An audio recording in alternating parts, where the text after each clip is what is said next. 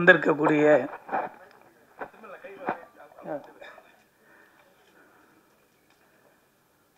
அத்தனை ஊடகம் நண்பர்களுக்கும் நன்றி. காரணம், இந்த டைட்டிலே வந்து ரொம்ப சினிமாவுக்கு இப்போ ஏற்ற டைட்டிலாக இருக்குது. ஏன்னா தில் ராஜா. இப்போ ஒவ்வொரு தயாரிப்பாளர்களுக்கும் தில்லு வேணும். காரணம், ரிலீஸ் பண்ணுறதுல ஒரு பெரிய தில்லாக இருக்குது. ஒவ்வொரு படங்களும் வெளியே வர்றதுக்கு மாபெரும் போராட்டங்கள் இருக்குது. அந்த போராட்டத்தில் தில்ராஜா வந்து ஒரு அருமையான டைட்டிலு. அன்பு தம்பி சத்யா வந்து எப்பவுமே தில்லான ஆளை பார்க்கறதுக்கு தான் உங்களுக்கு வந்து பாலிவுட் ஆர்டின்னு சொல்லிங்க சுத்த தமிழ். இந்த படத்தில் வந்து ஒரு மாபெரும் வெற்றி அவருக்கு காத்துட்ருக்கு. அதுக்கு முழுக்க முழுக்க வெங்கடேஷ் சார் தான் சேரும். ரொம்ப கடுமையாக உழைச்சி அந்த படத்தை வந்து வெற்றிகரமாக முடித்து கொடுத்துருக்காரு. அவ்வளோ பெரிய வெற்றிகள்லாம் கொடுத்துட்டு வந்த வெங்கடேஷ் சார் வந்து அந்த படத்தை வந்து சத்யாவை ஒரு பெரிய மாற்றத்தை உருவாக்கியிருக்கு. இந்த படம் சாங் பார்க்கும்போதே உங்களுக்கு எல்லாருக்குமே தெரியும். ரொம்ப அழகான ஒரு படமாக இந்த படத்தை சத்யாவுக்கு அமைச்சு கொடுத்துருக்க வெங்கடேஷ் சாருக்கு ஒரு பாராட்டு சொல்லணும். காரணம், ஹீரோங்களால் தான் நிறைய படங்கள் வெளியே வர முடியாமல் நிற்கிறது. இப்படிப்பட்ட ஒரு ஹீரோவெலாம் உருவாக்க முடியாதான் தமிழ் சினிமாவுக்கு ஒரு வரமாக இருக்குதுன்னு நினைக்கிறேன். சாங்கு பார்க்கும்போது விஷுவலாக படம் எடுக்கும்போதே அதை பார்த்தேன். ரொம்ப அழகாக வந்துட்டு இருந்து. ஸோ இதில் பார்க்கும்போது ஷெரீன் வந்து இப்போ நடிச்சிருக்காப்புல ஒரு பொண்ணு போல் இருக்குது. ஏன்னா பழைய ஹீரோயினியாவே தெரியல. இப்போ புது ஒரு ஹீரோயினி அப்படி இருக்குன்னா எல்லாரும் கேட்குறாங்க, எங்கள் ராஜா அண்ணன் பக்கத்தில் யார் ஹீரோயின் கேட்டார். அவ்வளோ அழகு அந்த பொண்ணு அழகாக இந்த படத்தில் நடிச்சிருக்காங்க. இந்த 27க்கு எவ்வளோ பெரிய படங்கள் போட்டி போடுறதுன்னு உங்களுக்கு எல்லாருக்கும் தெரியும். ஏன்னா டெய்லியும் 2 ப்ரெஸ் சந்திச்சுட்டே இருக்கீங்க. ஒரு தயாரிப்பாளருக்கான அங்கீகாரம் எங்கே கிடைக்குன்னு சொன்னோம்னா அந்த வெற்றி படத்தில் தான். இந்த எல்லா படமும் லாஸ்ட் வீக்கு ரிலீஸ் ஆகிருக்கிற படங்களும் வெற்றி படங்கள் தான். அதை மீறி வெளியில் இருக்க போஸ்டர் பார்க்கும்போது ஒரு கார்த்திக் படத்துக்கும் தில்ராஜாவுக்கும் தான் போட்டி கணக்காக ஒரு போஸ்டர் பார்க்கும்போது ஒரு லுக் இருந்தது. நேற்று நைட்டு ஒரு போஸ்டர் பார்க்குறேன். 27ன்னு போட்டு அந்த ஒரு யூத்து ஜென்ரேஷனோடு அந்த தில்ராஜா போஸ்ட்டும் இந்த பக்கம் கார்த்திக் சார் படம் போஸ்ட்டும் பார்க்கும்போது இந்த படத்தில் ஒரு இம்ப்ரெஸ் இருக்குது. யூத் வந்து இந்த படத்தை பார்க்கணுன்னு தோன்ற அளவுக்கு ஒரு இந்த கதையில் இருக்குது. மியூசிக் பார்த்துருப்பீங்க, நிறைய படங்கள் பண்ணிக்கிட்டே இருக்காப்புல அன்பு சகோதரர் அமரீஷ் அவர்கள். இந்த படத்துக்கு ரொம்ப ஹார்ட் ஒர்க் பண்ணியிருக்காப்புல. அவர் கம்முன்னு நடிக்க ஆரம்பிச்சாருன்னா ரொம்ப இதை விட பிஸியாக இருக்கலாம்னு தோணுது இந்த படத்தை பார்க்கும்போது. சாங்கில்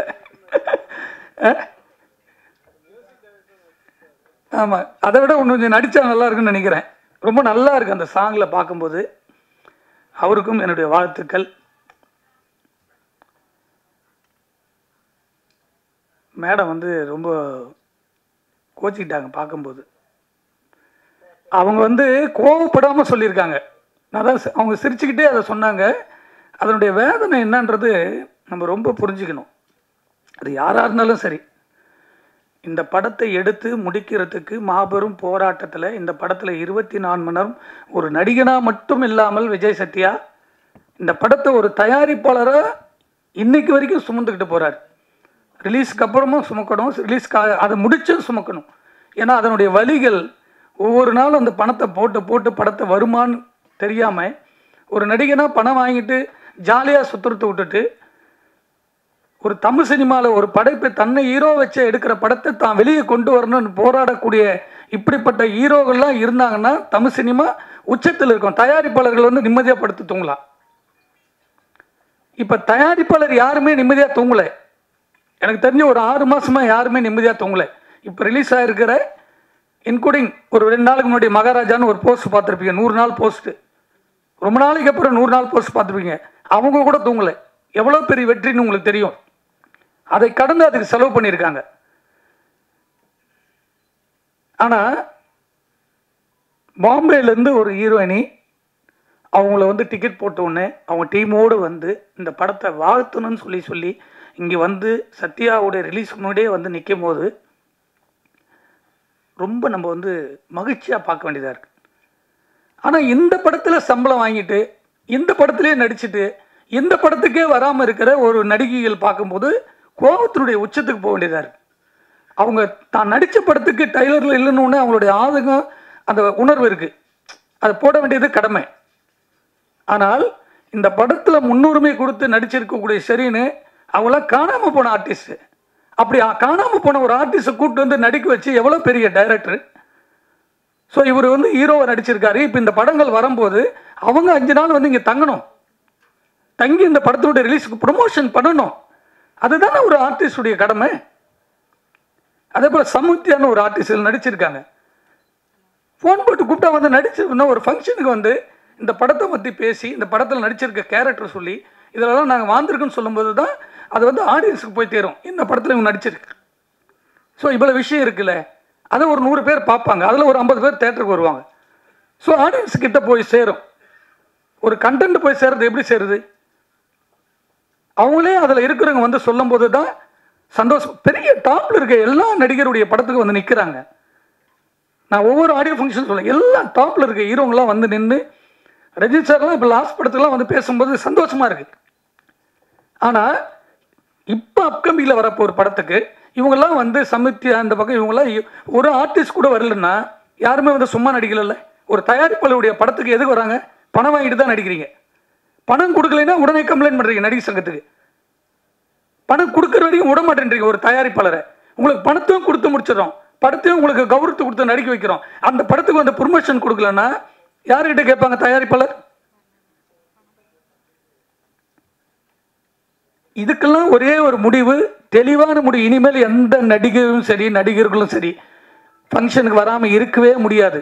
அவ்வளோ திடமான முடிவுகள்லாம் சங்கத்தில் ஒட்டுமொத்த சினிமாவே சேர்ந்து எடுத்துட்டு இருக்கு. இப்போ நிறைய விஷயங்கள் நடந்துட்டு இருக்கு, யாருக்குமே தெரியாது. திடமான முடிவு, அந்த படத்தில் நடிச்சா வரணும். நம்ம வீட்டு கல்யாணங்க, நம்ம வீட்டு கல்யாணத்தில் நம்மளே வந்து நிற்காம வெளியில் இருக்க ஆளை வந்து நிற்பாங்க சொல்லுங்க. பாம்பேலேருந்து வந்து அவங்க வந்து ஒரு ஆர்டிஸ்ட் வந்து நிற்கும் போது சந்தோஷமா இருக்கு. நீங்கள் வந்து இருந்தீங்கன்னா எங்களுக்கு ஒன்றும் பெரிய ஆறுதலாக இருக்கும். இந்த நடிச்சிருக்க 2 ஹீரோயினியும் வரலன்னா அப்போ எந்த படத்தில் போய் நடிக்க போறீங்க? அப்போ நடிக்காது போயிடலாமே. வேற என்ன, சினிமாவுக்கு வாழ்ந்துட்டு இருக்க எவ்வளோ நடிகர்கள் நடிகைகள் வாய்ப்பு கிடைக்காம தவமா இருக்காங்க. அவங்களுக்கு அந்த வாய்ப்பு கிடைக்கும், அவங்க வந்து அதில் வந்து சந்தோஷப்படுவாங்க. நீங்கள் நடிக்கணுன்ற எண்ணம், எல்லாருக்கும் மெசேஜ் போடுறீங்க, எல்லாரும் இந்த படத்துக்கு வரணும், வாய்ப்பு வரணும் தேடுறீங்க. வாய்ப்பு கொடுத்த பிறகு ஷூட்டிங் வரதுக்கு 1000 பிரச்சனை பண்ணுறீங்க. ஷூட்டிங்கில் வந்தால் கேர ஒன்று வேணும், இது வேணும், ஸ்டார் ஹோட்டலில் தான் வேணும், நீங்கள் டிசைட் பண்ணுறீங்க. இதெல்லாம் அரேஞ்ச் பண்ணி கொடுத்தாலும் படத்தில் வந்து ப்ரொமோஷன் ஆடியோலேருந்து ரிலீஸ் வந்து நிற்க மாட்டீங்க. அப்போ யார்கிட்ட சொல்லணும்? உங்களுக்கே அக்கல் இல்லாத சினிமாவில் நீங்கள் எதுக்கு நடிக்க வரீங்க? இப்போ சினிமான்றது ஒரு பொக்கிஷம், கலையாக நேசிச்சு வாங்க. இந்த படத்தில் எதுக்கு சுமந்து ஓடுறாரு? இவ்வளோ படங்கள் போட்டிக்கு முன்னாடி இன்னைக்கு தில்ராஜா வந்து நிற்குதுன்னா அந்த படத்தை பார்க்கும்போது சாங்கில் அவ்வளோ அழகா இருக்கு. இதுக்கெல்லாம் ஒரு திடமான முடிவை தயாரிப்பாளர் சங்கம், எங்கள் அண்ணன் இருக்காரு ராஜண்ணன், அவர் நிறைய விஷயத்த எல்லாத்தையும் பேசுறாரு ஓப்பனா. ஒவ்வொரு படத்துக்கு நிற்கிறார், சின்ன படத்துக்கு அவர்னா எதிர்பார்த்தா வந்து நிற்கிறாரு. அவர் நிம்மதியாக வீட்டில் இருக்கலாம், தூங்கிட்டு இருக்கலாம். எதுக்கு வர்றாரு?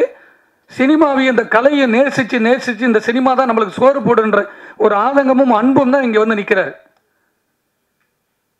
வெங்கடாஜ் சார் தெரியும், அவர் கொடுக்காத இட்டா எவ்வளோ இட்டு கொடுத்துருக்காரு. அவர் படத்திலே நீங்கள் வந்து நிற்க மாட்டீங்கன்னா அப்போ வேற எந்த படத்தில் நிற்பீங்க? ஒரு புது படத்தினுடைய டைரக்டர் படத்திலாம் நீங்கள் எப்படி வந்து நிற்பீங்க? தமிழ் சினிமாவில் மட்டும்தான் தயாரிப்பாளர்கள் வந்து யாரும் கேட்க மாட்டாங்கன்ற ஒரு தைரியத்திலே சுற்றுறாங்க. தயாரிப்பாளர் இல்லைன்னா சினிமாவில் யாருமே இருக்க முடியாதுன்றது யாருக்குமே இன்னும் புரியல. அது சொல்லிக்கிட்டே இருக்காங்க, பேசிக்கிட்டே இருக்காங்க, போயிட்டே இருக்காங்கன்னு நினைக்கிறாங்க. எல்லாத்துக்கும் ஒரே முடிதான். ஒரு ஸ்ட்ரைக்கில் ஒரு லட்சம் பேர் சாப்பாடு இல்லாமல் அலைவாங்க சினிமாவில். அந்த சூழ்நிலை உருவாக்கிட்டு இருக்கு சினிமாவுக்கு. ஒவ்வொரு தயாரிப்பும் வெள்ளிக்கிழமை ரிலீஸ் பண்ணி எல்லாத்தையும் வித்து போட்டுக்கிட்டே இருக்காங்க. அதெல்லாம் போனால் கூட பரவாயில்ல. அந்த படம் ரிலீஸ் போது ஒட்டுமொத்த இண்டஸ்ட்ரி அதில் நடிச்சிருக்க டெக்னீஷியன்லாம் வந்து நிற்கும் போது ஸ்டேஜில் அந்த படத்துக்கு வந்து ஒரு ஹாப்பியாக இருக்கும். நான் விட்டுட்டேன் 2 கோடி 3 கோடி போனால் பரவாயில்ல, என்னுடைய படத்துக்கான ஆறுதலாக நாங்கள் நிற்கணும்ல. ஒரு 20 நாள் 30 நாள் 40 நாள் கால் ஷீட் நடிக்கிறீங்க. ஒரு அரை மணி நேரம் 2 மணி நேரம் ஒரு ஆடியோ ஃபங்க்ஷன், ஒரு 10 சேனலுக்கு இன்ட்ரி கொடுத்து இந்த படத்தை பற்றி நான் அந்த கேரக்டர் பண்ணி நடிக்கும் போது தானே வந்து ஹாப்பியாக இருக்கும். கடவுள் வந்து எல்லாருக்குமே 50 கோடி 1 கோடி 100 கோடி 200 கோடி பிரித்து கொடுக்கல நடிக்கிறது, அவங்களுடைய ஹார்ட் ஒர்க்கில் தான் கொடுக்குது. நீங்கள் இந்த படத்தில் நடிக்கிறீங்க, நடித்தா மட்டும் பத்தாது, அதுலேருந்து நிற்கணும், உங்களுடைய கடமை. அது ஒரு 4-5 ஹீரோயினிங்க 4-5 பெரிய நடிகர்கள் இருக்காங்க, அவங்களாம் ஃபங்க்ஷன் வரக்கூடாது. இந்த ஃபார்முலா சில ஆள் எடுத்துட்டாங்க இப்போ, ஏன்னா கேட்கறதுக்கு ஆள் இல்லை. தமிழ் சினிமாவை ப்ரொடியூசருக்கு நயன்தாரா சொந்தமாக படம் எடுத்து அவங்க போய் ஸ்டேஜில் நிற்கிறாங்க, ஒரு ப்ரொடியூசர் எடுக்கிட்ட வந்து நிற்க சொல்கிறாங்க பார்க்கலாங்க, வரதே கிடையாது. என் தயாரிப்பாளர் நான் ரோட்டில் பெற்று விட்டு வச்சுருக்காங்க, ஒவ்வொரு தயாரிப்புலையும் எல்லாத்தையும் வித்துட்டு படம் எடுக்கிறோம். எல்லாத்தையும் வித்துட்டு இந்த படத்தில் வராதுன்னு தெரிஞ்சோம் ஒரு படத்தை கொண்டு போய் ஒரு கலைஞனா சினிமாவை கொண்டு போய் வெளியில் சேர்க்கும் போது மக்கள் மத்தியில் அந்த ஆறுதல் கூட இல்லைன்னா இந்த சினிமா யார் காப்பாற்றுறது? இது ஒரு கூட்டு குடும்பம் சினிமா. அந்த கூட்டு குடும்பத்துக்கான கூட்டம் நம்ம இருந்தால் தான் பெரிய வெற்றி படங்களை கொடுக்க முடியும். இந்த தில்ராஜா ஒரு அழகான படம், ஒரு மாபெரும் வெற்றி. இந்த படம் வந்து ஆக்ஷன் ஹீரோவா தம்பிக்கு உருவாக்கணும். அதே போல் எனக்கு உண்மை ஹாப்பியாக இருக்குது. ஹிந்திலெலாம் வந்து நான் ஒரு 7 வருஷம் ஒர்க் பண்ணேன். ஒரு ஆர்டிஸ்ட் பிளான் பண்ணிட்டாங்கன்னா அந்த ப்ராசஸ் அப்படியே வந்து பக்காவாக இருக்கும். ஷூட்டிங் டைம்னா ஷெட்யூல் போட்டாங்க, ஸ்பாட்டில் இருப்பாங்க. 4 மணி நேரம்னா வேறு எதை பற்றியும் போய் யோசிக்க மாட்டாங்க, அதை ஸ்கிரிப்டில் தான் இருப்பாங்க. நான் சொல்கிறது அமிதாப் பச்சன் உட்பட, அவர் வந்து உட்காந்துட்டாருன்னா ஸ்டேஜில் வேறு எதுவுமே பண்ண முடியாது, அது ஸ்கிரிப்ட் மட்டும் தான் யோசிப்பார். பெரிய டாப்பில் இருக்க ஆர்டிஸ்ட்டு ஹீரோயினி கூட உட்பட. இங்கே மட்டும்தான் இப்போ சினிமாவில் வரும்போதே கேரவனில் க்ளீனாக இருக்கான்னு கேட்குறது, ஸ்டார் ஹோட்டலில் ரூம் இருக்காது. நம்ம எதுக்கு வரோம்? பீச்சில் போய் நான் தண்ணியில் குளிக்க போகிறேன், அப்போ எதுக்கு அங்கே கேரவனு? அந்த கதைக்கு என்ன தேவை? அதோடு ஒன்றி வீட்டுக்கு போனால் நம்ம நிம்மதியாக இருக்க போகிறோம், குளிச்சுட்டு எல்லாருமே தண்ணி தான் தலைமையில் ஊற்ற போகிறோம். ரொம்ப வேதனையாக இருக்குது. ஒரு ஃபங்க்ஷனுக்கு கூட சின்ன படத்துக்கு ஆர்டிஸ்ட் வரல, யாருமே வரலன்னா அந்த கதைக்காக சுமந்துக்கிட்டு போகிற ஒரு தயாரிப்பாளர், ஒரு ஹீரோவை, ஒரு டைரக்டர் தான். ஹீரோ வரதே இல்லை சின்ன ப்ராஜெக்ட்லாம். சத்யாவே வந்து அந்த ஃபீல் பண்ணி தன்னை உருவாக்கணும்னு வந்து நிற்கும் போது வேதனையாக இருக்குது. அவர் பின்னாடி வந்து ஹீரோயினிக்கு வந்து நிற்கணும் கூட. அவங்க படம் தானே இது. இந்த படம் வெளியே வந்து அவங்களுக்கு 10 ப்ரொடியூசர் தெரியாது. ஏன்னா அவங்கள டார்ச்சர் பண்ணவும் தெரியாது அந்த ப்ரொடியூசருக்கு. 10 பேர் அட்வான்ஸ் கொடுத்துட்டு போவாங்க, 5 லட்சம் 10 லட்சம்னு. இந்த சினிமா தானே உருவாக்குது. இந்த சினிமாவை காப்பாற்ற வேண்டியது எங்கள் அண்ணன் இருக்கார். ஒரு நல்ல முடிவு எடுத்து ஒட்டுமொத்த சினிமா வந்து வலுவான ஒரு திட்டத்தோடு போயிட்டுருக்கு. இது ஒரு மாபெரும் வெற்றி படைய அமைய வேண்டும் என்று உங்கள் அனைவரையும் நன்றியோடு வாழ்த்துகிறேன். நன்றி, வணக்கம். எல்லாருக்கும் வணக்கம். ஆஸ் யூஷுவல் எப்போவுமே உங்களை பார்க்கும்போது ஒரு புத்துணர்வு, ஒரு எனர்ஜி வரும். அந்த எனர்ஜி வந்து இன்னைக்கு ரொம்ப ஸ்ட்ராங்காக இருக்குது. Thank you for that. And first of all I would like to congratulate and wish all the best to Vijay, Satya and A. Venkatesh sir and team Amrish. அவர் தான் நிறைய நடிச்சிருக்காரு இந்த படத்தில். நோ, ஆக்சுவலி நான் அம்ரிஷை வந்து எந்த சோஷியல் ஈவெண்ட்ஸ்லேயும் சினிமா ஈவெண்ட்ஸில் நான் பார்த்ததில்லை. நான் actually I have not seen him. Aunty எனக்கு நல்லா தெரியும். Aunty is very very very sweet. எங்கே பார்த்தாலும் எப்போ பார்த்தாலும் ஆப்வியஸ்லி அப்பா அம்மா காலத்துலேருந்து they've been family friends. So aunty ரொம்ப நல்லா பேசுவாங்க. But I've never seen him. நான் இன்றைக்கி பார்த்துட்டு தான் ஐ மீன் லைக் எனக்கே நான் கேட்டேன், இப்போ தான் கேட்டேன், ஏன் நீ வந்து எந்த ஃபங்க்ஷனுக்கும் you are not coming and என்ன தெரியல. he said that was cute. Anyway, lovely music and I think all the songs are very big hits. So congratulations to that. இந்த படம் பொறுத்த வரைக்கும் சாரோட, நான் ஏ வெங்கடேஷ் சாரோட நிறைய பேருக்கு தெரியாத விஷயம், நான் ஃபஸ்ட்டு ஒரு கம்பேக் பண்ணோம், நடிக்க வரணும்னு சொல்லிட்டு இப்போது நான் ரீசெண்டாக பிக் பாஸ்க்கு வந்து அதுக்கப்புறம் வர்றது மட்டும்தான் எல்லாருக்கும் தெரியும். ஆனால் ஆக்சுவலி ஒரு 10 வருஷத்துக்கு முன்னாடி நான் ஃபஸ்ட்டு வந்து என்னோடய பாப்பா ஜெயனிதா பிறந்ததுக்கப்புறம் எங்கள் அப்பாவோட சண்டை எல்லாம் நடந்தது. அப்போ தான் நான் ஃபேமஸான மீடியாவில் திரும்பி அந்த டைமில் வந்து நான் பயங்கரமாக இழைச்சேன். And I wanted to come back in films. I thought why not அப்படின்னு சொல்லிட்டு ஒரு ஐடியா இருந்தது. அப்போ வந்து ஏ வெங்கடேஷ் சார் தான் ஆக்சுவலி ஃபஸ்ட்டு வாய்ப்பு எனக்கு கொடுத்தாரு. சும்மா நச்சுன்னு இருக்குது, பிரிட்டோ சாரோட தயாரிப்பில் வந்து சும்மா நச்சுன்னு இருக்குன்ற படம், நகுலோட அந்த ஒரு படம் நான் பண்ணிட்டு again I just I took a back seat. I think that was அந்த நேரம் என்னோட டைம் இல்லை. I didn't want to continue. But சாரோட நான் ஃபஸ்ட் டைம் ஒர்க் பண்ணேன். Seriously I'm telling you, I has been like, நான் சொல்கிறது வந்து 2010-11 நினைக்கிறேன்.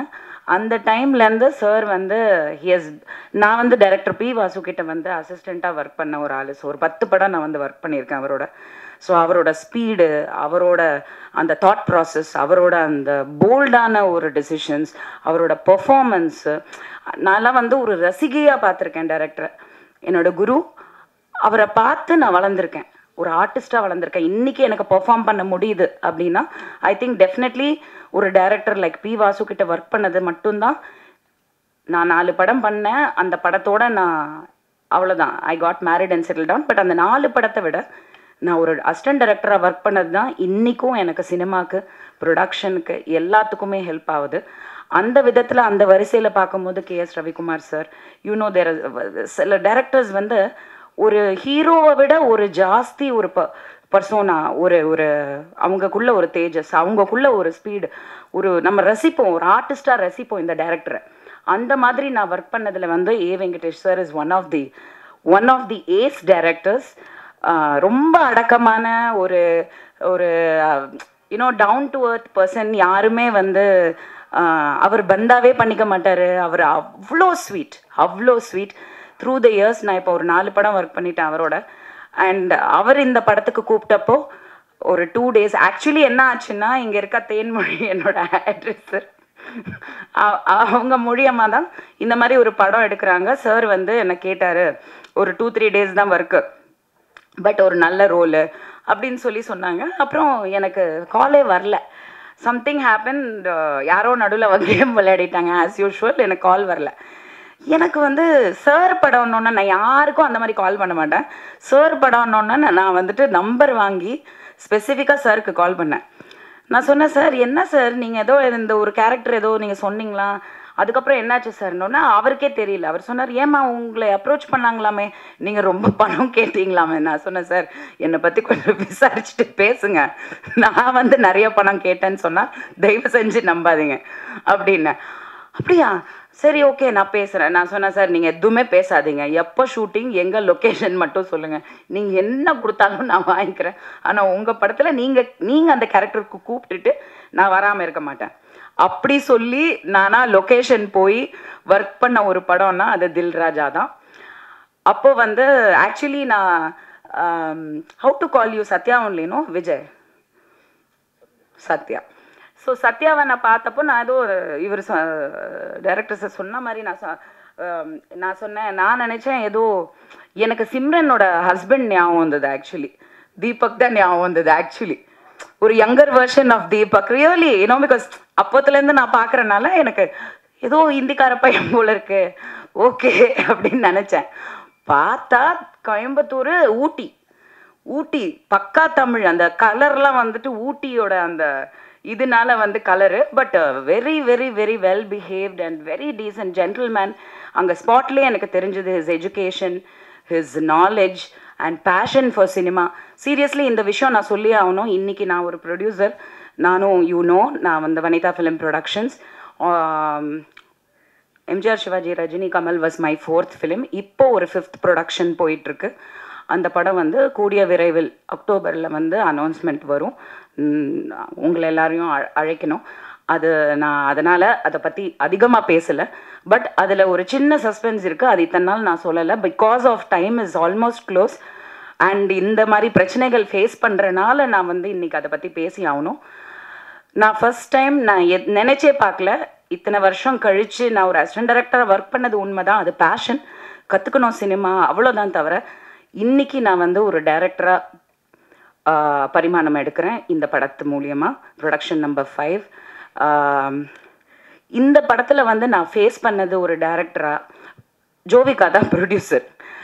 ஸோ உங்களுக்கு புரியுதான்னு தெரில. ஆனால் ஒரு ஃபஸ்ட்டு படத்துலேயே வந்து எவ்வளோ சினிமாவை பற்றி கற்றுக்க முடியுமோ. ஏன்னா அந்த படத்தில் வந்து ஒரு 27-28 ஆர்டிஸ்ட் இருக்காங்க. எல்லாருமே சீனியர் ஆர்டிஸ்ட், எல்லாருமே பர்ஃபார்மர்ஸ், எல்லாருமே famous artist.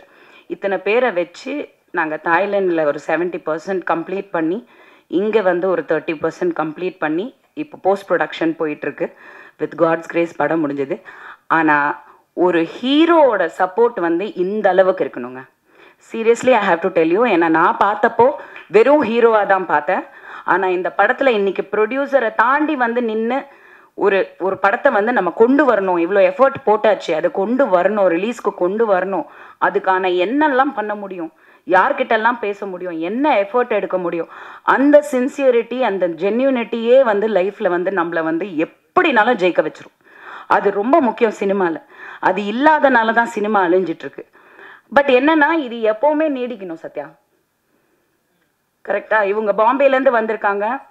She is Kannika. Hi, thank you for coming from Bombay like a South Indian girl. But remember one thing I am telling you today, be like this forever.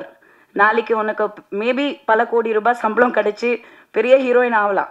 ஆனால் நீங்கள் இப்போ what ever you are remain the same. ஏன்னா எல்லாம் ஆரம்பத்தில் நல்லா தான் இருக்காங்க. அதுக்கப்புறம் வந்து கோடி, 10 கோடி, 7 கோடி, 6 கோடி அந்த படத்தில் வர்ற மாதிரி டைலாக் தான். ஸோ அந்த விதத்தில் வந்து I wish Sathya all the best. I think he is performed very well and he looks like நிஜமாக வந்து ஒரு பெரிய கமர்ஷியல் ஹீரோக்கான ஒரு லுக் கண்டிப்பாக இருக்குது. தமிழ் பையங்க சப்போர்ட் பண்ணுங்க. ஹிந்திக்கார பையன் கிடையாது. ஹிந்தி தெரியாது போடா சொல்லு அந்த மாதிரி. And I thank A Venkatesh sir and Amrish and K Rajan sir. நான் சொன்ன மாதிரி இந்த படத்தில் ஹீரோயின் வரல, லேடி ஆர்டிஸ்ட் வரலன்னா ஃபர்ஸ்ட் இவர் வந்துடுவார். சார் சப்ஸ்டிடியூட் நீங்கள் தான் சார், வேறு என்ன சார், யார் சார் அட்ராக்ட் பண்ணுறது ஆடியன்ஸையும் ப்ரெஸ்ஸையும்? ஃபஸ்ட்டு நீங்கள், நெக்ஸ்ட்டு நான் ஒரு கொசுறு மாதிரி உங்கள் கூட வருவேன். நடித்தேனோ இல்லையோ நான் அங்கே இருப்பேன். ஸோ அந்த விதத்தில் நான் எப்போவுமே சொல்லுவேன், ஆடியோ ரிலீஸ் மேட்ஸ் நாங்கள் எல்லாமே எப்போவுமே ஆடியோ ரிலீஸில் மட்டும்தான் சந்திப்போம். இது ஒரு க்யூட்டான ஒரு ஸ்டோரியாக இருக்குது ஆக்சுவலி, ஒரு நல்ல line. Anyway I wish all the best. September 27th PVR Inox Pictures. It was actually something very intriguing. ஏன்னா PVRங்கிறது it is a very big brand, Inox. In fact I think most of the theaters today is PVR Inox. எல்லாத்துலேயுமே அவங்க வந்து they have taken over. So அவ்வளோ பெரிய brand வந்து இந்த படத்தை release பண்ணதுன்னா, நான் படம் பார்க்கல பட் டப்பிங் பண்ணேன்.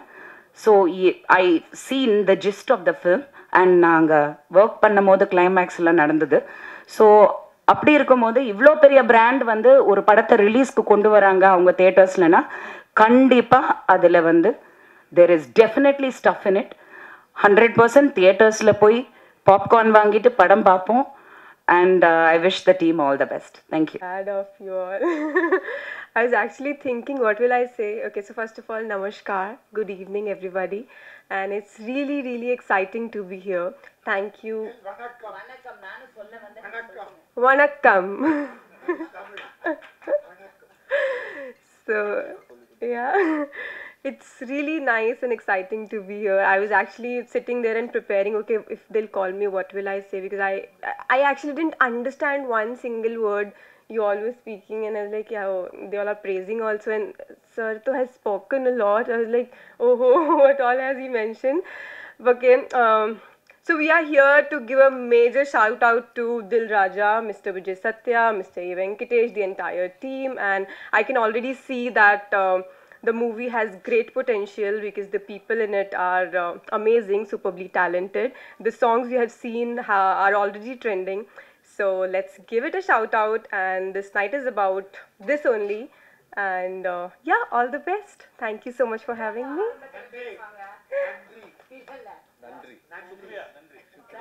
Nandri. அனைத்து பத்திரிகை நண்பர்களுக்கும் மற்றும் ஊடக நண்பர்களுக்கும் என்னுடைய பணிவான மாலை வணக்கம். First of all I give thank to Kannika. ஏன்னா இந்த படத்துடைய எல்லாருமே சொல்லிட்டாங்க, ஹீரோயினை நடிச்சிட்ருக்க செரீன், அப்புறம் சம்யுக்தா, அது ஒரு செகண்ட் ஹீரோயின் மாதிரி படத்தில் ஒரு முக்கியமான லீட் ரோல். அவங்க 2 பேரும் வரலை.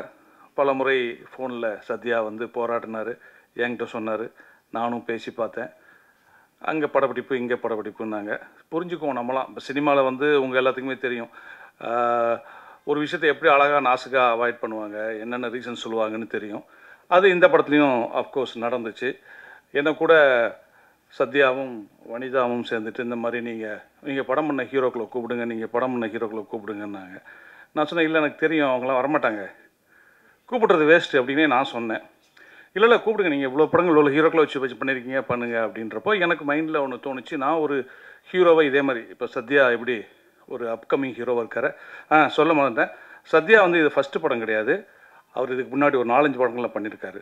குறிப்பாக சொல்லப்போனால் நெல், மகாராஜன், இப்போ வந்த மகாராஜா இல்லை, அப்போ வந்த மகாராஜன் போன்ற படங்கள்லாம் பண்ணியிருக்காரு. அப்படி அப்கமிங்கில் இருக்கிற ஹீரோவாக இருக்கிறாரு. நாம் ஒரு இப்படி தானே ஒரு அப்கமிங் ஹீரோக்கு படங்கள் 2 படங்கள் பண்ணி அவர் வந்து சினிமாவில் அவருக்கு ஒரு ஒரு ஒரு கம்பேக் மாதிரி கொடுத்தோம் அப்படின்ற மாதிரி. சும்மாருங்க, அப்படின்லாம் நாங்கள் வந்து கூப்பிட்டோம், யாரும் வரலன்னு வச்சுக்கோங்க. ஓகே, இப்போ வந்துட்டு என்னென்னா இந்த படம் வந்து என்னென்னா நான் வந்து எனக்கு வந்து சத்யா ஃபோன் பண்ணார் ஒரு நாள், சார் உங்களை மீட் பண்ணணும் அப்படின்னாரு. நான் போன உடனே எனக்கு வந்து ஒரு கதையை சொன்னார். அந்த கதையை அப்படியே அவர் ஃபுல்லாக சொல்லி முடிச்சுட்டு கதை எப்படி சார் இருக்குன்னு கேட்டார். நான் உண்மையிலே அவர் கதை சொல்லி ஒப்பீனியன் கேட்க கூப்பிட்றாதுன்னு நினச்சேன். ஏன்னா நிறைய என்னுடைய சினிமா நண்பர்கள் வந்து கூப்பிட்டு கதை சொல்லி ஒப்பீனியன் கேட்பாங்க. எனக்கு என்ன கதையை பற்றி என்ன தோணுதோ அதை இமீடியட்டாக நான் வந்து ரெஃப்ளெக்ட் பண்ணிட்டு வந்துடுவேன். எனக்கு இந்த இடம் இப்படி தோணுது, நல்லா இருக்குது, நல்லா இல்லை சுமாராக இருக்குது, இது இப்படி பண்ணால் பெட்டராக இருக்கும், என்னுடைய சஜஷன்ஸ் கொடுத்து வந்துடுவேன். அப்படி தான் அவர் கூப்பிட்றாருன்னு நினச்சி நான் வந்து கதையை ஃபுல்லாக கேட்டு முடிச்சுட்டு நல்லா இருக்குங்க, சூப்பராக இருக்குது, அங்கங்கே கொஞ்சம் கமர்ஷியல் இன்க்ரீடியன்ஸ் உள்ளே போட்டாச்சுன்னா கரெக்டாக பக்காவாக வரும் அப்படின்னு ஒன்று. சார் இந்த கதையை நீங்கள் தான் டைரக்ட் பண்ணணும் அப்படின்னாரு. எனக்கு ரொம்ப ஷாக்கிங்காக இருந்துச்சு. ஏன்னா நான் வந்து அந்த கதையை கேட்குறப்போ ஒரு ஆடியன்ஸாக தான் கேட்டிருக்கேன், அது நம்மளே டைரக்ட். எனக்கு இவங்க சொன்ன அந்த கதை வந்து எனக்கு ஒரு புது களம். எனக்கு கமர்ஷியலாக அந்த கதையில் இருந்தால் கூட 2 கேரக்டர் தான் ஃபஸ்ட் ஆஃபில் ட்ராவல் ஆகுது, வேறு கேரக்டர்ஸ் ஃபஸ்ட் ஆஃபில் கிடையாது. ஃபுல்லாக ஒரு பரபரன்னு ஒரு ஆக்ஷன் 10 நிமிஷத்தில் ஆரம்பித்து அப்புறம் இன்டர்வல் வரைக்கும் அந்த ஆக்ஷன் போகுது. இது டிஃப்ரெண்ட்டாக இருக்க அப்படின்ட்டு நான் அவர்கிட்ட உடனே கேட்டது, இந்த கதைக்கு என்ன எதுக்கு நீங்கள் டைரக்டராக செலக்ட் பண்ணீங்க அப்படின்னு. அவர் சொன்னார், இல்லை சார் இதை வந்து ஒரு பரபரன்னு ஒரு ப்ரெசன்டேஷன் வேணும், அதுக்காக தான் உங்களை கூப்பிட்றேன் அப்படின்னு. அப்போ தான் நான் நினச்சேன், நம்ம பரபரன்னு பண்ணுறோம் போல இருக்குது அப்படின்ட்டு சரின்னு சொல்லி ஒத்துக்கிட்டு இந்த படத்தை பண்ணால். உண்மையிலே இந்த படம் வந்து ரொம்ப ஒரு குறுகிய கால தயாரிப்பில் முடிக்கப்பட்ட படம். கதையோட லைன் என்ன அப்படின்ற போது அந்த லாக் லைன் சொல்லுவாங்க. அது வந்து என்னென்னா வாழ்க்கையில் எவ்வளோ பெரிய பிரச்சனை வந்தாலும் நம்ம வந்து சோர்ந்து போகிறத வந்து எந்த விதத்துலையும் யூஸ் இல்லை. அதில் வந்து நம்ம ரொம்ப சாமர்த்தியத்தையும் சாணக்கியத்தனத்தையும் யூஸ் பண்ணி ஜெயிக்கணும். அதுதான் இந்த படத்தில் இந்த ஹீரோ பண்ணுவார்.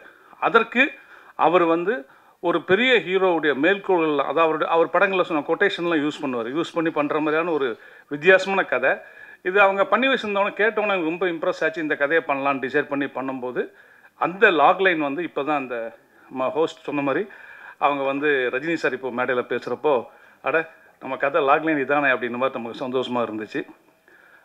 இந்த படத்தில் வந்து ஷெரீன் வரலை, ஆனால் படத்தில் அவங்களுக்கு ரொம்ப முக்கியமான ஒரு ரோலு. அப்புறம் யாராவது சம்யுக்தா வரல, அவங்களுக்கும் படத்தில் ஒரு முக்கியமான நீங்கள் பார்த்துருப்பீங்க ட்ரெய்லரில் ஒரு நல்ல ஒரு இம்பார்ட்டண்டான ரோலு. அஃப்கோர்ஸ் வனிதா சத்தம் போட்டாங்கல்ல, நான் கிளம்புறேன், ட்ரெய்லரில் என் ஷாட் இல்லை என்ன அப்படி இப்படின்னு கேட்டாங்க இல்லையா. ஆக்சுவலாக நான் பர்பஸாக வனிதா ஷாட்டு போடலை இந்த படத்தில். ஏன் இந்த ட்ரெய்லரில் வேண்டான்னு வேறு யாரும் இல்லை, நான் தான் காரணம், வனிதா மேடம். நான் எதுக்கு வேண்டான்னு சொன்னேன்னா, இந்த படத்தில் அவங்க பண்ணியிருக்க கேரக்டர் வந்து ரொம்ப ஒரு இந்த கேரக்டர் என்ன பண்ண போகுது அப்படின்னு ஒரு கியூரியாசிட்டி கிளப்பிக்கிட்டே இருக்கும் படத்தில். முக்கியமான இடத்துல அது ஒரு முக்கியமான விஷயத்த கோட்டை விட்டுருவாங்க. அதுலேருந்து தான் படம் கிளைமாக்ஸ் டேக் ஆஃப் ஆகும். இந்த கேரக்டர் தெரிய வேண்டாம் படத்தில், இவங்க இருக்காங்கன்னே தெரிய வேண்டாம் அப்படின்னு சொன்னோம். இன்ஃபேக்ட் சொல்லப்போனால் நான் அந்த ஆடியோ ஃபங்க்ஷனுக்கு ஹீரோயின்ஸ் 2 பேர் வந்திருந்தாங்கன்னா வனிதாவை கூப்பிட்டுருக்கே மாட்டேன். இந்த படத்தில் அவங்க இல்லைன்ற மாதிரியே வச்சுக்கணும் தான் நினச்சிக்கிட்டு இருந்தேன். பட் அன்ஃபார்ச்சுனேட்லி கூப்பிட வேண்டிய சூழல் வந்துச்சு, ஏன்னா வேறு ஆர்டிஸ்ட் இல்லைன்னு. அப்புறம் வந்து இவர் நெக்ஸ்ட் படம் ஹெர்குலஸ்னு படம் பண்ணுறாரு. அந்த படத்தில் வந்து புக்காக இருக்கிற ஹீரோயின் வந்து கன்னிகாமன். அந்த காலத்தில் ஜீனத்தம்மன் சொல்லுவோம்ல, அதுதான் கன்னிகாமன். அப்போது வந்து அவங்க வந்து ஃபங்க்ஷனுக்கு வந்தது எனக்கு ரொம்ப தேங்க்ஸ், ரொம்ப சந்தோஷம். தேங்க்யூ கனியா. இந்த படத்தை பற்றி இன்னும் நம்ம நிறைய பேசுகிறத விட முக்கியமாக அந்த படத்துடைய மியூசிக் பற்றி சொல்லணும். அம்ரீஷ் கிட்டத்தட்ட எனக்கு அவருக்கு சண்டே நடக்கும். நான் எந்திரிச்சுலாம் போயிருக்கேன் அவர் ஸ்டூடியோலேருந்து எழுந்திரிச்சு. அவர் வந்து இருங்க ஏங்க பண்ணலாங்க அப்படிம்பார். அப்படி நல்ல சாங்ஸ் எனக்கு போட்டு கொடுத்தாரு. ரீரெக்கார்டிங்கும் ரொம்ப அருமையாக அந்த படத்துக்கு ரீரெக்கார்டிங் பண்ணியிருந்தார். நீங்கள் ட்ரெய்லரில் பார்த்துருப்பீங்க, ஒரு ஃப்ளூட்டில் ஆக்ஷன் ட்ரெய்லருக்கு ஒரு ஃப்ளூட் பிட்டு வருதுங்கிறது வந்து ரொம்ப எனக்கு போட்டு காமிச்சுன்னா ரொம்ப பிடிச்சிருந்துச்சு அந்த தீம் அவருக்கு. அப்படி அவர் ரொம்ப மியூசிக்கு வந்து மெனக்கெட்டுருக்காரு. இன்னும் சொல்லப்போனால் அந்த சாங் ஆடும்போதே நான் சொன்னேன், இந்த சாங் நீங்கள் தாங்க பேசப்படுற ஆளாக இருக்கும்னு சத்யா வைக்கும்போதே சொன்னேன். ஒரு நல்ல நடிகரும் கூட அவர். ஃப்யூச்சரில் டைரக்டர்ஸ் அவரை யூஸ் பண்ணிக்குவாங்க. அப்புறம் அவர் திருமலை அவர்கள் சொன்ன மாதிரி இன்றைக்கி சினிமா வந்து எல்லாருக்குமே தெரியும். இன்றைக்கி ஒரு வாரத்துக்கு எப்படி பார்த்தாலும் 5-6 படம் வருது. இன்னும் நான் கூட நேற்று கூட இவர்கிட்ட கேட்டேன், நம்ம ஹீரோட்ட, சத்யா 27 நிறைய படங்கள்லாம் வருது, நம்ம ஒன்றும் கொஞ்சம் தள்ளலாமா, ப்ரெஸ் மீட்டை வேணால் நீங்கள் கேன்சல் பண்ணலாமாலாம் நேற்று நான் கேட்டேன். அவர் வந்து எனக்கு ஒரு SMS அனுப்பியிருந்தார். சார் 300% இந்த படத்துக்கு நான் என்னுடைய எஃபர்ட்டை போட்டேன் சார். 300% என்னுடைய எஃபர்ட் அந்த படத்துக்கு போட்டேன். அதனால் அந்த படத்தை 27th ரிலீஸ் பண்ணுவோம் சார். ரிசல்ட்டு என்னங்கிறத நம்ம கடவுள் கையில் விட்டுறலாம் அப்படின்னாரு. உண்மையை சொல்லப்போனால் இந்த அப்கமிங்கில் இருக்கிற ஹீரோக்கள் கூட நான் நிறைய படங்கள் பண்ணியிருக்கிறேன். அப்போ அவங்களுக்கு ஒரு ஃபயர் இருக்கும். அந்த ஃபயர் சத்யாட்ட இருக்குது. அந்த வேட்கையும் அதுக்காக அவர் போடுற எஃபர்ட்டு, அவர் பண்ணக்கூடிய ஸ்ட்ரெயின், நைட்லாம் அவர் படுக்க தூங்கும்போது 3 மணி 3:30 மணிக்கெலாம் மெசேஜ் போட்டு படுத்துருக்கிறாரு. அவ்வளோ தூரம் அவர் ஸ்ட்ரெயின் பண்ணியிருக்காரு. தயாரிப்பாளர் வந்து அவருடைய நண்பரும் கூட. இப்படி ஒரு நண்பருக்காக படம் எடுத்திருக்காரு. அதை ஏற்க எனக்கு ஒரு வாய்ப்பு கிடைச்சிருக்கு. இந்த படம் சத்யாவை தமிழ் சினிமாவில் அப்படியே இந்த ஒரே படத்தில் தூக்கிட்டு உச்சத்தில் வைக்க வேண்டாம். ஒரு 2 படம் அவருக்கு புக் ஆனால் போதும். இதை பார்த்துட்டு அதுவே எனக்கு கிடைச்ச வெற்றி. இந்த படத்தில் எங்கூட பணியாற்றின கேமராமேன், அப்புறம் music director Amrish, editor Suresh sir, அப்புறம் இந்த படத்தினுடைய அனைத்து டெக்னீஷியன், என்னுடைய உதவியாளர் உள்பட ரொம்ப ஸ்ட்ரெயின் பண்ணாங்க. எல்லாருக்கும் இந்த மேடையில் நான் நன்றி கூறிக்கொண்டு, இப்போது வந்து ஒரு படம் ரிலீஸ் ஆகி ஒரு 3-4 டேஸில் வந்து அந்த படத்தினுடைய ரிசல்ட் என்னென்னு தெரிஞ்சிடும், எல்லாருக்குமே தெரிஞ்சிடும். அப்படி இந்த படம் கடவுளுடைய அனுக்கிரகத்தால், தெய்வத்தால் ஆகாத எனினும் முயற்சி தன்மை வருத்த கூலி தரும் அப்படின்னு திருவள்ளுவர் சொல்லியிருக்காரு. கடவுள் கொடுக்காட்ட கூட சத்யா பண்ணிகிட்டு இருக்க அந்த எஃபர்ட், அந்த முயற்சி, அவர் படக்கூடிய அவமானங்கள், இன்சல்ட்டு, அதெல்லாம் தாண்டி அவர் அந்த படத்தை வந்து இன்றைக்கி இந்த மேடை கொண்டு வந்துட்டார் ரிலீஸுக்கு. இந்த ரிலீஸில் இந்த படம் வெற்றின்னு ஒரு பேரும், படம் நல்லா இருக்குப்பா, படம் பார்க்கலாம் அப்படின்ற ஒரு பேரும் கிடச்சி, இந்த படம் சத்யாவுக்கு மீண்டும் ஒரு படம் புக் பண்ணி கொடுத்தா கூட அது எனக்கு கிடைச்ச வெற்றி, நான் சந்தோஷப்பட்டுக்குவேன். இந்த வந்திருக்க பத்திரிகை நண்பர்கள், ஊடகங்கள் எல்லாருமே அவருடைய உழைப்புக்காக அவருக்கு நீங்கள் நிறைய சப்போர்ட் பண்ணுங்கள். இந்த படம் எல்லோரையும் நிச்சயமாக திருப்திப்படுத்தும் படம் பார்க்குறவங்கள அப்படின்னு எனக்கு ஒரு இயக்குனராக நம்பிக்கை இருக்குது. மீண்டும் ஒரு நல்ல மேடையில் உங்களை சந்திக்கிறேன். இந்த படத்தை வெற்றி பெற செய்யறதுக்கு நீங்கள் கொண்டு போய் சேர்க்குற விஷயந்தான் முக்கியம். அதை சேர்ப்பீர்கள். எப்போவுமே எனக்கு அந்த பத்திரிகையாளருடைய அந்த நட்பும் அவருடைய ஆதரவும் இருந்திருக்கு. இந்த படத்தில் நடக்கும். உங்கள் அனைவருக்கும் மீண்டும் நன்றி கூறி விடைபெறுகிறேன். நன்றி, வணக்கம். எல்லோருக்கும் வணக்கம். மேடையில் இருக்கும் பெரியவர்களுக்கு வணக்கம். வந்த பத்திரிகை நண்பர்களுக்கு வணக்கம். ரொம்ப ரொம்ப ரொம்ப சந்தோஷமாக இருக்குது. ஃபஸ்ட்டு உங்கள் எல்லாரையும் இப்படி பார்க்கும்போது, தனித்தனியாக இல்லை, எல்லாரையும் ஒன்றா சேர்ந்து இப்படி பார்க்கும்போது அது ஒரு பெரிய சந்தோஷத்தை தருது. Okay, anyway, good evening to one and all. தில் ராஜா இந்த படத்துக்கு வந்து மியூசிக் டைரக்டராக மட்டும் இல்லாமல் இன்னும் ஒரு அடிஷ்னல் ஒரு விஷயத்த இங்கே சொல்கிறாங்க. இதுக்கு மேலே அதுக்கப்புறம் நடிப்பனா என்னன்னு தெரியாது. இந்த ஒரு பாட்டு ஏன் பண்ண அப்படின்ற ஒரு ரீசன் என்னன்னு நான் அதோட ஸ்டார்ட் பண்ணிக்கிறேன். படம்லாம் முடிஞ்சிடுச்சு, ஒரு இன்ட்ரோ சாங் இருந்தால் நல்லாயிருக்கும் அப்படின்னு சொல்லி எதிர்பார்த்தாங்க. சரி, ரைட்டு, நல்லா என்ன மாதிரி வேணும் அப்படின்னும் போது ஒரு நல்ல ஒரு ஆக்ஷன், ஒரு மாஸ் சாங் வேணும். அப்புறம் நானும் டைரக்டர் சார், ஹீரோ எல்லோரும் கலந்து பேசி இது எப்படி பண்ணலாம் அப்படின்னும் போது ஒரு கொஞ்சம் ஹியூமர் இருக்குன்னு தான் நல்லாயிருக்கும். ஹியூமர்னால் யார் சார், நம்ம அந்த படத்தில் அந்த விஜய் டிவி அவங்கெல்லாம் வச்சு பண்ணுறீங்களா அப்படி தான், அப்படியே கொஞ்சம் கொஞ்சம் நவுத்தி போவாங்களே, அப்படியே நெருக்கும் போது சரி ஓகே, ஏதாவது ஒரு நல்ல கண்டென்ட்டாக எடுத்து பண்ணால் நல்லாயிருக்கும். இன்னும் ஜஸ்ட் ஒரு சாங்காக இல்லாமல் இருக்குண்ணா இல்லையா அப்படின்னு நினைக்கும் போது ஒரு காமெடி எலிமெண்ட் என்ன பண்ணலாம் அப்படின்னு சொல்லி யோசிச்சுட்டு இருக்கும் போது ஒன்று கிடச்சிது. சரி சார், இப்போ இது யார் சார் பண்ண போகிறா அப்படின்னு ஹியூமராக காமெடியாக யாராவது கிடைச்சா பார்ப்போம். லாஸ்ட்டாக எண்டில் ஒரு சாமியார் கெட்டப்புக்கு ஒருத்தன் தேவைப்பட்டான். அப்புறம் தான் ஃபைனலாக தெரிஞ்சுது அந்த சாமியாரே நான் தான். அப்படி தான் இருக்க போகுதுன்றது ஃபைனலாக எனக்கு புரிஞ்சிருச்சு. ஏன்னா நீங்கள் அப்புறம் சார் சொன்னார், வந்துடுங்க, காமெடி பண்ணுறதுக்கு ஆள் வேணும், யாரும் கிடைக்கல, நம்ம தான் இருந்தோம் ஃபைனலாக. அதில் என்ன ஒன்றுனா, இப்போ தான் பார்க்குறேன், நான் வனிதா மேடம் பக்கத்தில் உட்காந்து பார்த்துட்டு இருக்கும் போது அந்த ஹீரோயின் கூட அவ்வளோ எக்ஸ்போஸ் பண்ணல. நான் தான் பயங்கரமாக எல்லாம் காட்டி எல்லாருக்கும் சந்தோஷத்தை கொடுத்துருக்குறேன். அந்த பெருமை என்னை சேரும். Then coming back to Dilraja, director A Venkatesh sir படங்கள்லாம் நான் பார்த்தது உண்டு. நான் விஜய் சாரோட பெரிய ஃபேன். இப்போ விஜய் சத்யா ஃபேனு, ஆனால் விஜய் சார் ஃபேன் நான். ஸோ வந்து சார் டைரெக்ஷனில் நான் என்றைக்காவது ஒரு நாள் மியூசிக் பண்ணுற மாட்டேனா அப்படின்லாம் தவம் இருந்திருக்கேன். இந்த படம் எனக்கு கரெக்டாக வாய்ப்பு அமைஞ்சிச்சு மியூசிக் பண்ணேன். அவரோட எவ்வளோ படங்கள் பண்ண டைரக்டர், எவ்வளோ சீனியர் டைரக்டர். இதில் என்னென்னா எங்கள் அம்மாவும் அவரோட டைரெக்ஷனில் ஒரு படம் பண்ணியிருக்காங்க. அதுவும் விஜய் சார் படம்னு இருக்கும்போது எனக்கு அது இன்னும் ரொம்ப ஒரு ஆர்வம். அவரோட மியூசிக்கில் எப்படி, அவரோட டைரெக்ஷனில் எப்படியாவது நம்ம ஒரு பாட்டு பண்ணிட மாட்டோமோ நினைக்கும் போது ஒரு ஃபுல் பெரிய படம் கிடச்சிது. அது ப்ரொடியூசருக்கும் விஜய் சத்யா சாருக்கு I thank this moment. Thank you bro. Then coming back to hero. இவர் என்னோட நல்ல ஃப்ரெண்ட். ஃபஸ்ட்டு எல்லாருக்கூடையும் நல்லா பழகுவார். இப்போ நீங்கள் பார்க்குறீங்களா இந்த தோற்றம் வந்து எப்படி இருக்கணும்னா, ஒரு எக்ஸ்பென்சிவ் காரில் வந்துட்டு நிறைய ஃபோன்ஸ் வச்சுட்டு ஜாலியாக, இந்த மாதிரி ஜாலியாக இருந்தால் என்ன, பணம் போட ஆள் இருக்குதுன்னு வச்சுக்கோங்களேன், ஜாலியாக சுற்றலாம். அந்த மாதிரிலாம் இல்லை. தான் உடலை வந்து நல்லா வற்புறுத்தி ஒரு 6 பேக்கு 24 பேக்கு எவ்வளோ பேக் தெரியாது இப்போ இருக்குது, இவ்வளோ பேக்கை ரெடி பண்ணி மக்களுக்கு என்டர்டெய்னராக இருக்கணும். ஹீரோவாக நான் கேட்டேன், என்ன bro you want to become, இந்த கேஜிஎஃப்லலாம் வருமே அந்த மாதிரி ஒன்று ஆகணுமா? இல்லை bro, I want to become a nice entertainer to the ஆடியன்ஸ்னாரு. அது இந்த நேரத்தில் உங்கள் எல்லாரையும் வந்து தாழ்மையாக கேட்டுக்கிறேன். அவருக்கு உங்கள் சப்போர்ட்டை கொடுத்து அந்த லிஸ்ட்டில் அவர் அமிச்சிங்கன்னா அவர் இன்னும் உங்களுக்கு இன்னும் பெட்டர்மெண்ட்டு கொடுக்கறதுக்கு கண்டிப்பாக இஸ் த ரைட் பர்சன். நான் இந்த மேடையை எடுத்துக்கிறேன் சொல்கிறதுக்கு. அவருக்குள்ளே நிறைய வழிகள் இருக்குங்க. இப்படி ஸ்டைலாக உட்காந்துருக்கிறது ஓகே, பட் அதெல்லாம் நான் கேட்டேன். இந்த படம் பண்ணுறதுக்கு எனக்கும் ஒரு ரீசன் இருக்கும். சரி, ஒரு பைப்லைனில் ஒரு பெரிய படங்கள் பண்ணிகிட்டு இருக்கும்போது அப்படியே போயிடணும்னு சொல்லி நிறைய பேர் அட்வைஸ் பண்ணுவாங்க.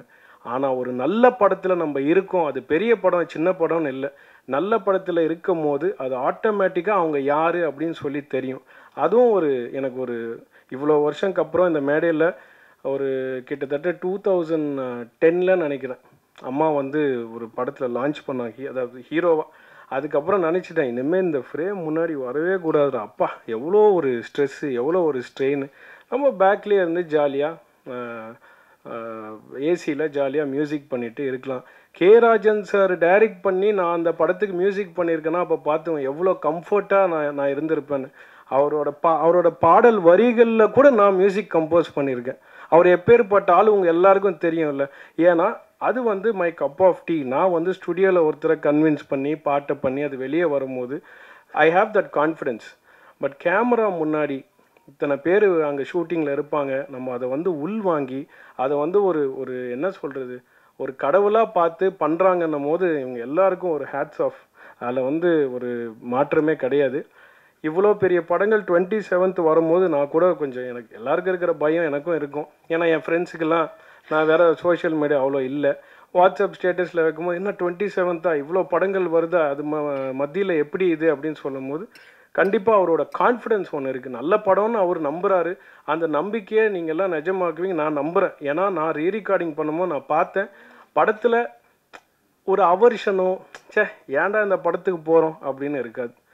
ஓகே, ஒரு நல்ல படம் பார்த்தோம், ஆஹா ஓஹோ பிளாக் பஸ்டர் பார் இந்த பாடத்தை அப்படிலாம் எதுவுமே சொல்கிறதுக்கு இல்லை.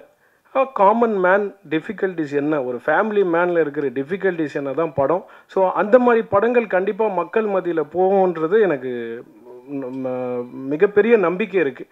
பெரிய படங்கள் பண்ணுறதோட நடுவில் இந்த மாதிரி ஒரு குட்டி படம் போய் வெற்றி ஆகும் போது இல்லை, ப்ரொமோஷனே தேவைப்படல, மவுத் டாக்கே. நேற்று என் ஃப்ரெண்ட்ஸ்லாம் ஒரு படம் இதை பார்த்தியா, அந்த படம் மென்ஷன் பண்ணல நான், ஏன்னா அங்கே இந்த படத்தோட ப்ரொமோஷன் ஆகிடும். அதை போய் பார்த்தியா, அந்த படத்தை பார்த்தியா, எல்லாரும் சொல்கிறாங்க, மவுத் டாக்காக இருக்குது. அப்போ போய் நம்ம பார்க்கும் போது நிஜமாக நல்லா இருக்குது. முகங்கள் விடுங்க, ஆனால் அந்த ஹார்ட் ஒர்க். ஸோ அந்த கண்டிப்பாக இந்த படம் ஒரு நல்ல இடத்துக்கு போகுன்றதை நம்புகிறேன். அந்த நம்பிக்கையை உங்களோட எல்லாரையும் ஷேர் பண்ணிக்கிறேன். யாருக்காவது இந்த பாட்டு பிடிக்காமல் இருந்தால் மன்னிச்சுக்கோங்க, வேறு வழி இல்லை. வேறு சாமிஜி யாரும் அந்த டைமில் கிடைக்கல. அந்த டைமில் அந்த கரெக்டாக அமைஞ்சுது, என்னை யூஸ் பண்ணிக்கிட்டாங்க, நானும் அதுக்கு போயிட்டேன். So thank you so much. இதுக்கப்புறம் திருப்பி சாமி ரோல்ஸ்லாம் பண்ண மாட்டேன், அவ்வளோதான். இந்த விஜய் சத்யா ப்ரோக்காக இந்த இது பண்ணேன். Bro, you have way to go and you will 100% succeed in this industry because I know the pains. You got this for you to understand what I'm talking to him, because so far I know you didn't understand anything. So please give your support to him. And next movie I think you're the heroine. I don't know whether I am the music director or not. I'll take your number when I'm going down. That's why I made you to sit there. You did not sit next to me. You wanted to sit next to our hero Vijay Satya. That is his power. புரிஞ்சிச்சா? இன்னொரு வாட்டி சொல்லுவா. சரி, அடுத்த படத்தில் நம்ம இருக்கமோ இல்லையோ அந்தம்மா அந்த சைடு உட்காருமா, நம்ம பேசலாம்னு நினச்சேன். அது நேரம் என்னை மொக்கப் பண்ணிட்டு நீங்கள் வேணால் ஈவென்ட் பண்ணி இங்கே வந்து உட்காந்துச்சு. ஐ டிரான்ஸ்லேட் லேட்டர். அது என்னென்னா, கரெக்டான ஹீரோயின் கரெக்டாக அவங்களுக்கு என்ன பண்ணணும்னு தெரியுது. அதனால் அடுத்த படம் அவங்க கண்டிப்பாக இந்த மேடையிலே எடுத்துக்கிறேன். Shall shine 100%. மாற்றம் கிடையாது. ஸோ ப்ரோ, அடுத்த படத்தை பற்றி நிறைய எனக்கு சொல்லலை, சொல்லுங்கள். ஏன்னா இவர் ப்ரொடக்ஷனில் எப்போவுமே சாப்பாடுக்கு எந்த குறையும் இருக்காது. அதே டைமில் யாருக்காவது எந்த பேமெண்ட்டாக இருந்தாலும் உடனே வந்துடும் இவர் இருந்தார்னா. அந்த விஷயத்தையும் சொல்லிடுறேன். ஏன்னா யாரும் கஷ்டத்தில் படம் பண்ணக்கூடாதுன்னு நினைக்கிற ஒரு ஆள். ஸோ அந்த மாதிரி ஆட்களை வளர்த்திங்கன்னா இன்னும் நிறைய பேர் அவர் கதை வந்து சொல்லுங்கள். நல்ல கதைகள் கேட்டுட்ருக்காப்புல, நல்ல படம் பண்ணுறான். அடுத்த டைரக்டர் யாருங்க? அடுத்த படம் சாருக்கு புக் ஆன டைரக்டர் இங்கே எங்கேயோ இருக்கீங்களா? சார் சொல்லுவார். ஓகே, அவருக்கும் இந்த நேரத்தில் நான் வாழ்த்துக்களை சொல்லிக்கிறேன். சார், இவர் எல்லாமே பண்ணக்கூடிய வாய்ப்பு இவருக்கு கொடுங்க சார். ஏன்னா எதை வேணால் பண்ணக்கூடிய விஷயங்கள் அவருக்கு இருக்குது. He'll go take it to the next level. என்ன போட்டியாக இருந்தாலும் போடுறதுக்கு ரெடி. ஏன்னா இவர் மேலே இவருக்கு நம்பிக்கை இருக்குது. நானும் இவரை நம்புகிறேன், நீங்களும் நம்புவீங்கன்றது நினைக்கிறேன். Thank you so much for this opportunity sir. நம்ம 27th அப்புறம் நிறைய பேச வேண்டியது இருக்குது. உங்கள் எல்லாரையும் சந்திக்கிறேன். Thank you sir. Thank you so much. அன்பிற்கும் மரியாதைக்கும் உரிய தில் ராஜா படத்தை வாழ்த்த வந்திருக்கிற நல்ல உள்ளம் கொண்ட ஆருயிர் சகோதரர்களே, மேடையிலே அமர்ந்து படத்தை பற்றி விவரங்களை கூறி இந்த படம் வெற்றி பெறும், சத்யா வெற்றி பெறுவார் என உளம் நிறைந்து வாழ்த்திய என் அன்பு சகோதரர்களே, அப்பாவோட சண்டை போட்டு ஃபேமஸான வனிதா விஜயகுமார் அவர்களே, நீதான் சொன்ன. அதான் அது தெரியும், எல்லாரும் தெரியும். ஓகே, அதுக்கு தான் நீ சண்டையை போடுறது. நவீன கால பிரேமானந்தா, அருமை தம்பி அம்பரீஷ் அவர்களே, அவனுக்கு ஏதாவது சம்பளம் கொடுத்திருந்தா அதை வாங்கிடு. அவன் அனுபவிச்ச மாதிரி இந்த படத்தில் யாருமே அனுபவிக்கல. அவன் ஓவரா பேசிட்டு என்ன அடக்கமா பேச சொல்றான்.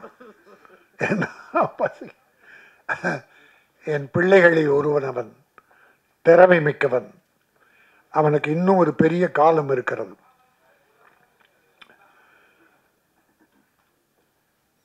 ஹீரோயினி 2 பேரை பத்தி பேசினாங்க. ஒரு ஹீரோயினி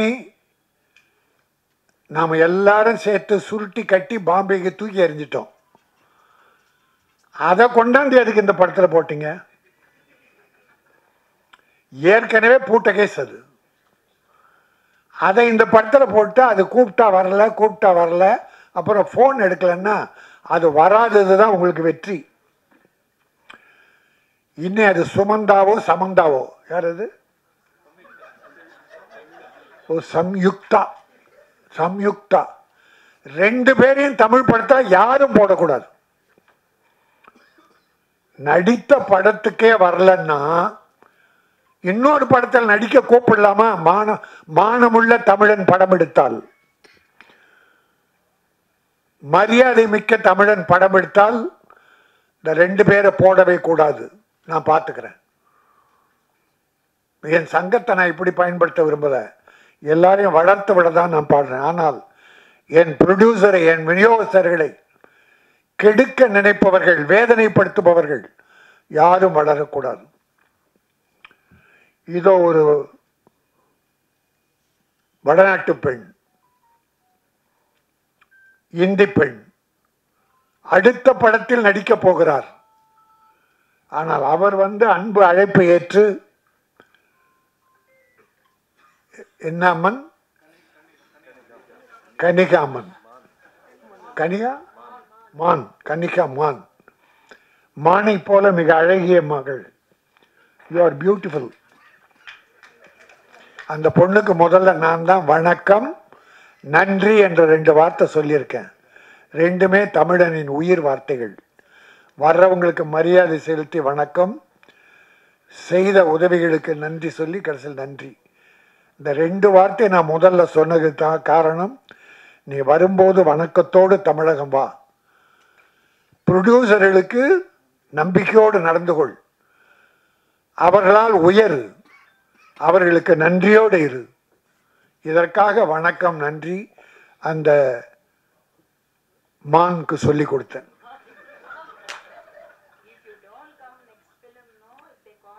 என் அருமை தம்பி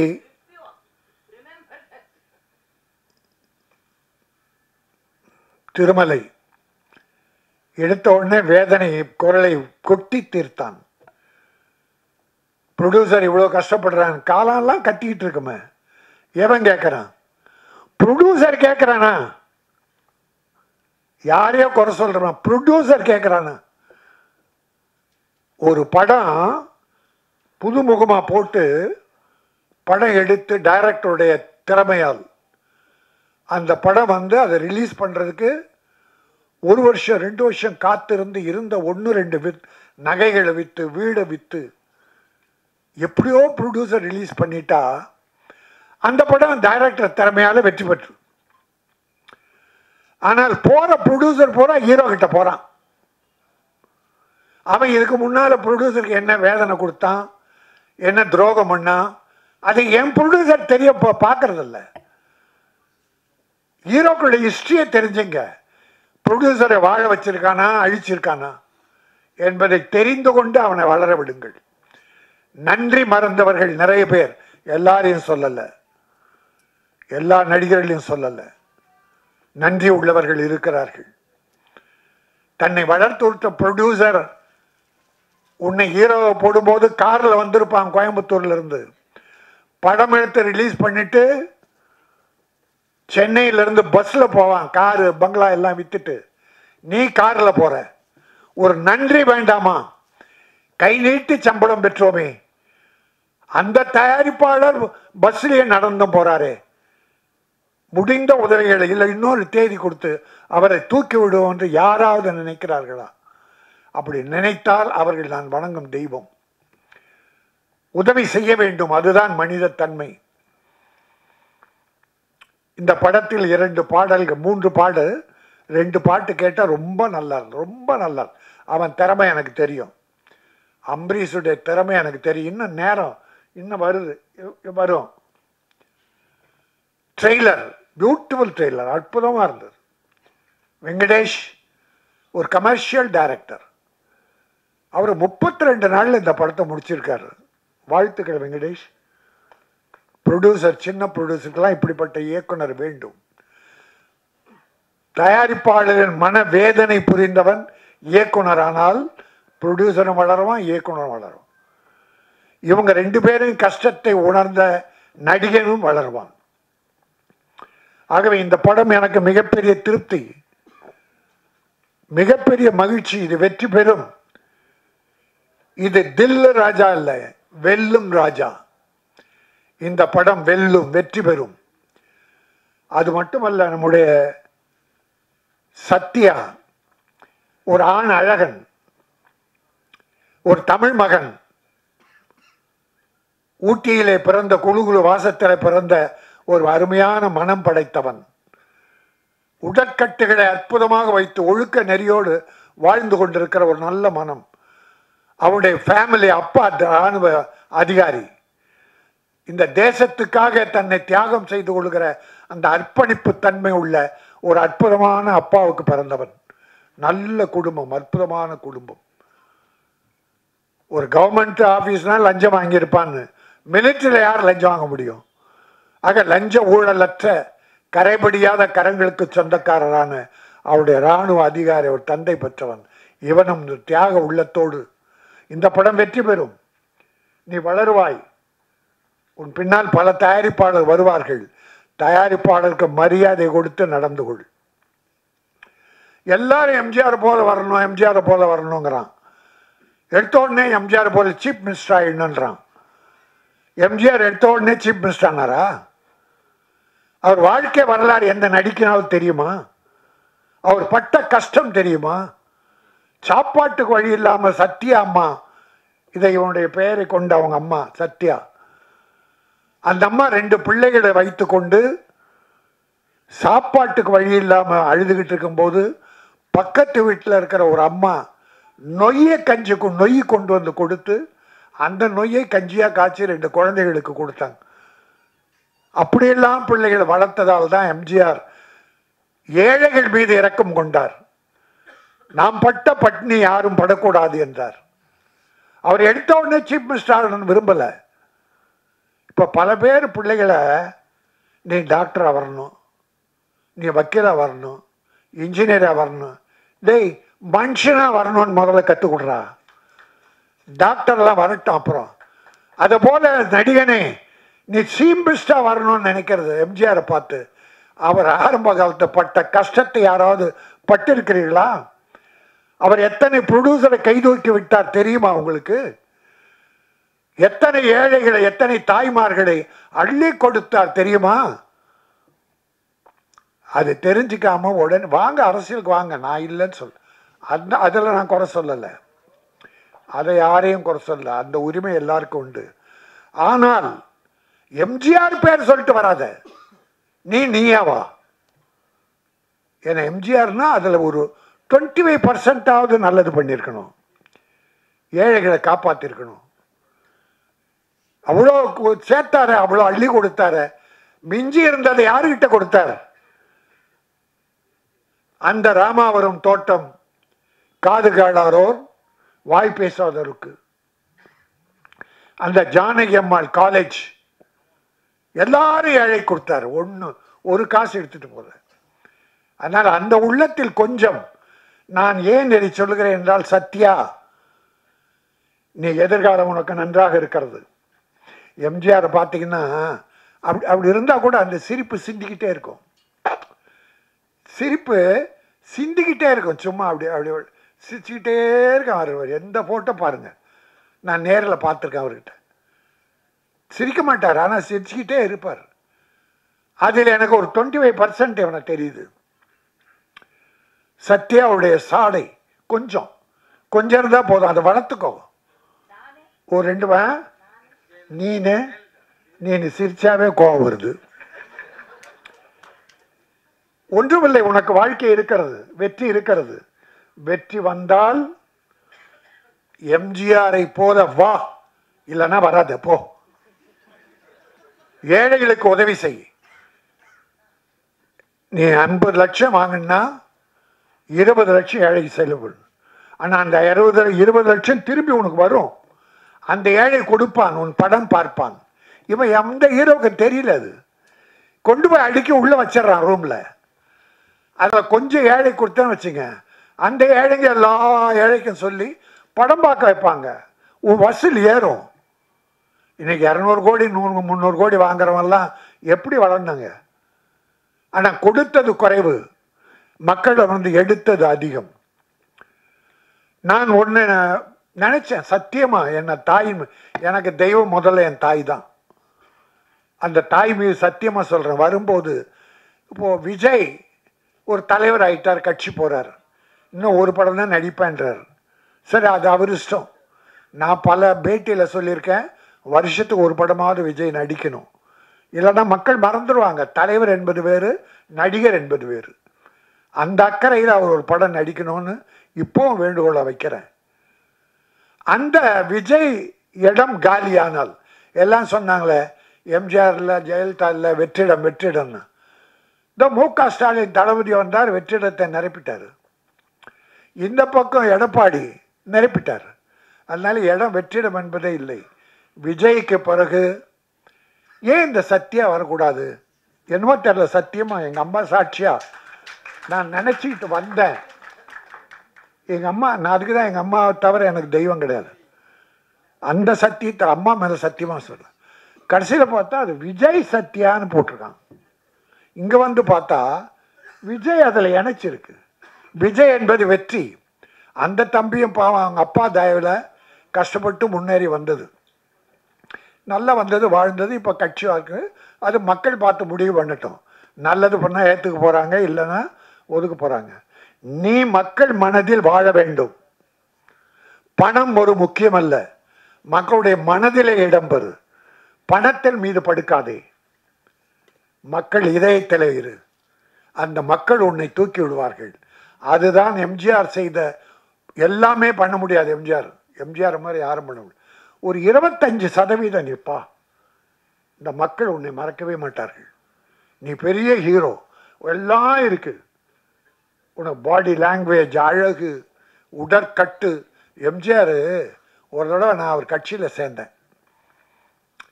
அப்போது என் கூட 4 பாக்ஸருங்க வந்தாங்க, வண்ணாரப்பேட்டை பாக்ஸர்ஸ். நான் ஒரு பாக்ஸரை உயிரின்பன், அவன் பேர். எம்ஜிஆர், ஐயா இவன் பாக்ஸர் ஐயா அப்படின்னு அப்படியே விட்டு நின்னார். நின்று டப்புனா அவன் தோலை இப்படி தட்டினார். பிறகு கையை பிடிச்சார், அப்படி ஒரு அழுத்தினார். ஏன்னா பாக்ஸர்னா இந்த ஷோல்டர், கை இரும்பு மாதிரி இருக்கும், ஷோல்டர் இரும்பு மாதிரி இருக்கும். பார்த்துட்டு ஓ வெரி குட், நல்லா பண்ணு அப்படின்னார். எம்ஜிஆர் சொன்ன உடனே அது சோதனை. அதுபோல் இவன் இந்த உடற்கட்டுகள் எல்லாம் இப்படிப்பட்ட பிள்ளைகள்லாம் அவர் வளர்த்து விடுவார். எம்ஜிஆர் அவர் உடம்பை நல்லா வச்சுக்கணும், எல்லாருக்குமே உதவி பண்ணுவார். அதனால் நான் சில வழிகளை சொல்லியிருக்கேன். ஒரு அப்துல் கலாம் சொன்னாங்க, ஒரு கேள்வி கேட்டாங்க, நீங்கள் செய்த சேவையிலேயே சாதனையிலே எது உயர்ந்தது? அணுகுண்டு வெடித்ததா, ஜனாதிபதியாக இருந்ததா, இல்லை விஞ்ஞான கண்டுபிடிப்புகளா, ராக்கெட் கண்டுபிடித்ததா? எல்லாம் கேட்கும்போது அவர் சொன்னார், இது எதுவுமே என்னுடைய சாதனையில் எனக்கு மகிழ்ச்சி தரலை.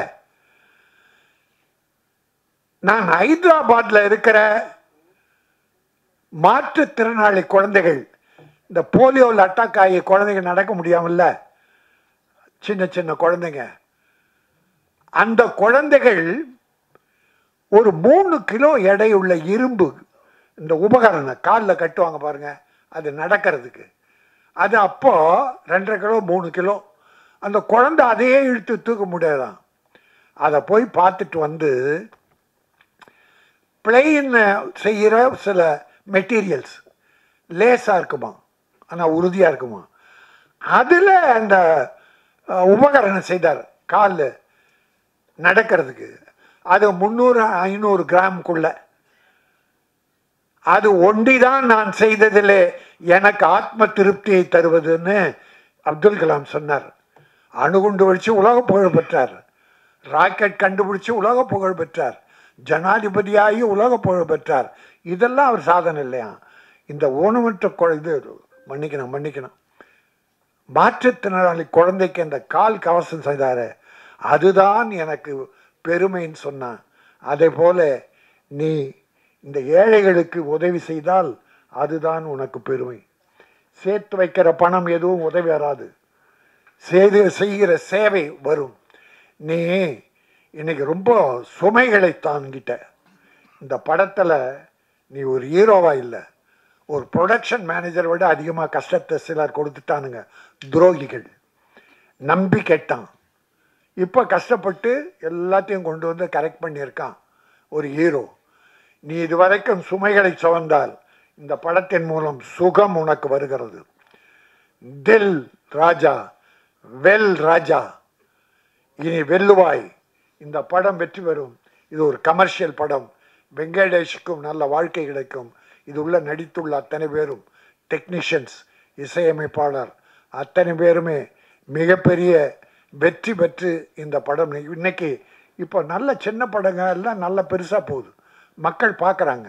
இந்த லப்பர் எங்க பொண்ணு படம் பார்த்துட்டு வந்து, அப்பா அந்த படம் பார்க்கணும், பெண்கள் சொல்கிறாங்க, என்னன்னு தெரில, அவ்வளோ இயற்கையாக இருக்குதான் சின்ன படம்.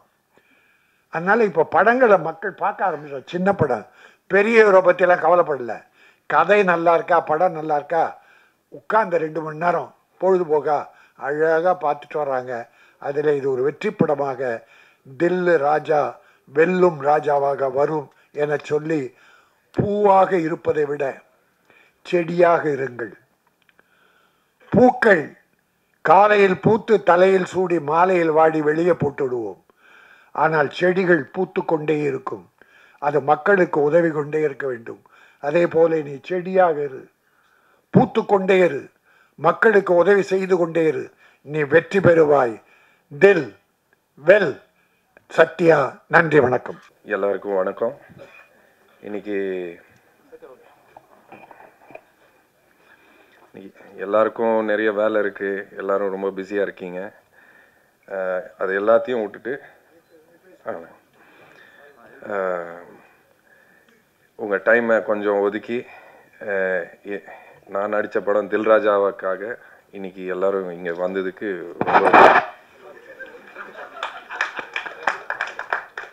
சரி. ஓகே, அண்ணனுக்கு ஒரு பெரிய நன்றி வந்து என்னை வாழ்த்ததுக்கு. ஸோ எல்லாரோட சப்போர்ட் எனக்கு கண்டிப்பாக வேணும். ரொம்ப நாளாக போராடிட்டு இருக்கேன், எல்லாருக்கும் தெரியும். இந்த படம் கண்டிப்பாக ஒரு ரொம்ப அருமையான படம், நல்ல படம். எல்லாரும் ரொம்ப ரசித்து வேலை செஞ்சு இந்த அளவுக்கு வந்திருக்கோம்.